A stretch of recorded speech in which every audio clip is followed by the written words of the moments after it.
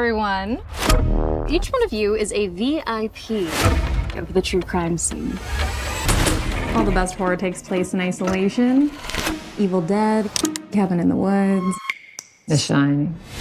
All right, we are back again, diving into episode 3 of Hell Motel, and this one is titled Mirror Moves. Let me just say this, okay? Everyone is losing their damn minds in that motel, and leading the chaos, no other than Crow. The group finds out that Portia is unalive, and Crow immediately blames Ruby. He manipulates the group into turning on her, convincing them to tie her to a chair. Paige, however, isn't buying it. She doesn't believe Portia was the killer, and she definitely doesn't think Ruby is. But Crow's influence is too strong, and the group goes along with him. You know, Crow is the leader of the pack, as you can see, and whatever Crow says, it seems like the people follow suit. And Paige, on the other hand, she kind of like really thinking like, I don't think that Ruby is the person that will unalive her own partner. Like, that just doesn't make sense. Tragically, instead of calming Ruby down or finding a way to keep her secure, they decided to stab her. Now, Crow was the one that started it all, and a few others followed his lead.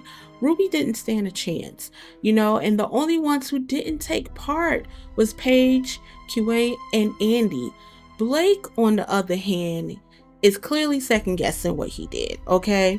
But the rest of the group, no remorse whatsoever. They said they had to do what they had to do as far as Ruby, you know, and they was 100% sure, especially Crow, that Ruby was the killer.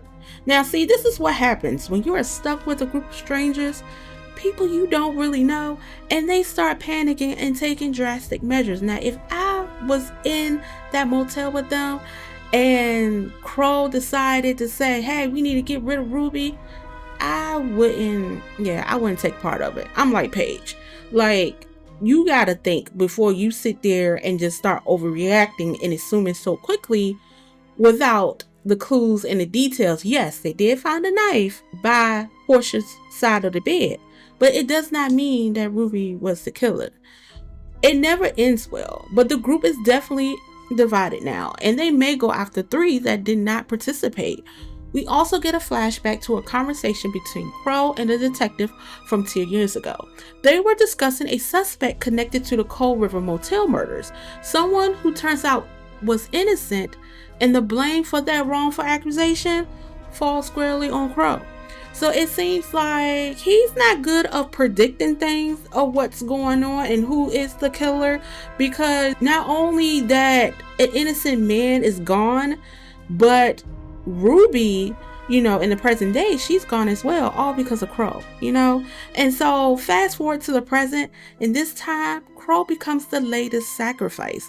And let me tell you, it's the most brutal kill so far that I have seen, and I'm really curious to see if any of these people are going to feel guilty about what they did to Ruby.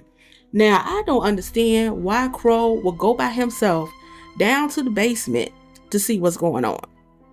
I get it, you know, this is what horror movies, horror TV shows does and stuff like that, but it's like, ain't no way, you know, when a killer is on the loose, you still gonna go downstairs in the dark alone, and you think nobody's not gonna get you?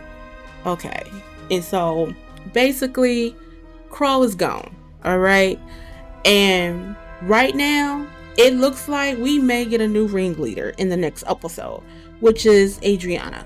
The group was already hyping her up for being the first one to stab Ruby, and you can tell she's letting that praise go straight to her head, you know. And in my opinion, Adriana is a whole problem, okay? She's been a problem since the beginning, all right? And she loves stuff like this as far as these, you know, these murders, because she's very obsessed.